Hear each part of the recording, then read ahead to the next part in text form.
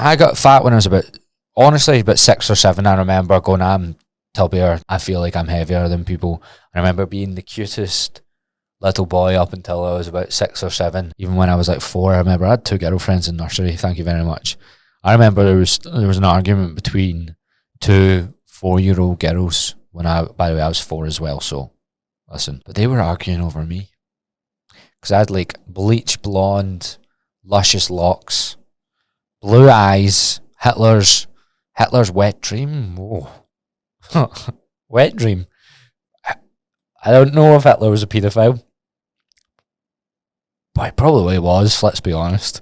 Allegedly. The first word I would have used to describe myself when I was from like the ages of 7 to even like 19, 20 would have been fat. I would have identified as being fat.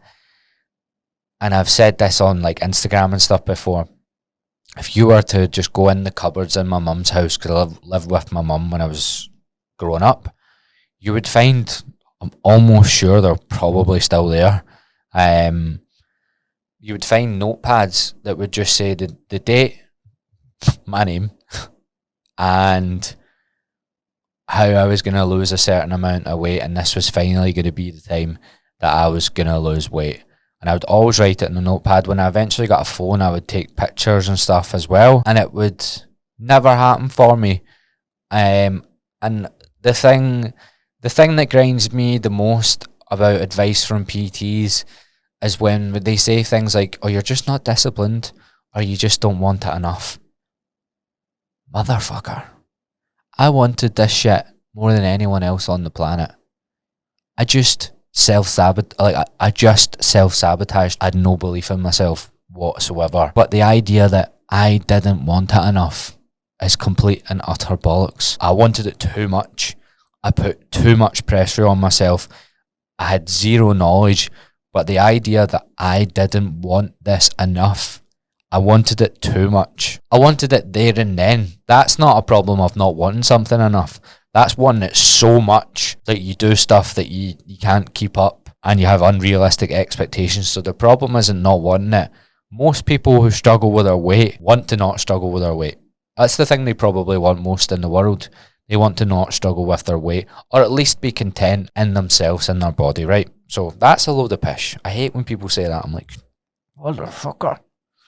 If you could have met me and you told me I didn't want it enough, I'd have slapped you silly. My notepads would always start with how I was going to do it this time, what I was going to do. The reason that I would self-sabotage is because I'd learned so many behaviours from my mum. So my mum would go Weight Watchers, she suffered with anorexia, she gained weight, and then my mum would go mental when the scale didn't go down. So I would think, right, okay, there's something wrong when the scale doesn't go down.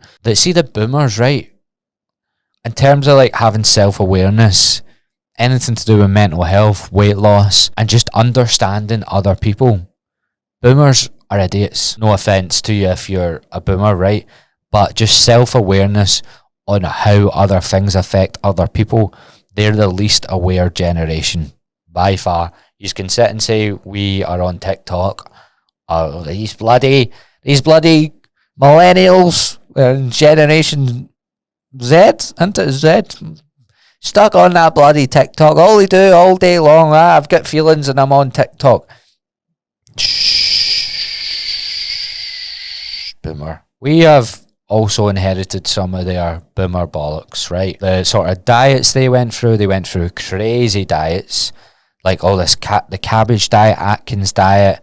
They didn't have a clue about weight loss at all. I remember like some of the things my dad used to say to me was like, don't eat carbs after 6 o'clock. Eating at night is bad for you. They had a massive thing with bread. That's why it's still ingrained in culture just now that bread somehow makes you morbidly obese as soon as you put a slice of Warburton's in your mouth. Absolute bollocks, obviously. So we learned a lot of there's probably people that are boomers, and I apologise for so much boomer shaming, but I'm trying to educate the boomers as well. That's why I had so much of these like illogical and irrational thoughts around food. So a lot of it was education, but a lot of it was ingrained thought patterns, cultural beliefs about how I maybe needed to be a certain size, same way that a lot of girls that grew up maybe felt like they had to look like size 6 models.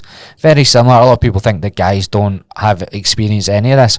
Why do you think so many people are on steroids? Of course we experience it. It's just most of the time a guy's reaction to body image issues is to lift weights and get swole. But I was overweight, so I went almost I went the same way as most women do. I had a weight problem to solve, a weight problem that was my biggest insecurity. My insecurity wasn't I don't have big enough muscles. It was I feel like my tits are jiggling when I walk about.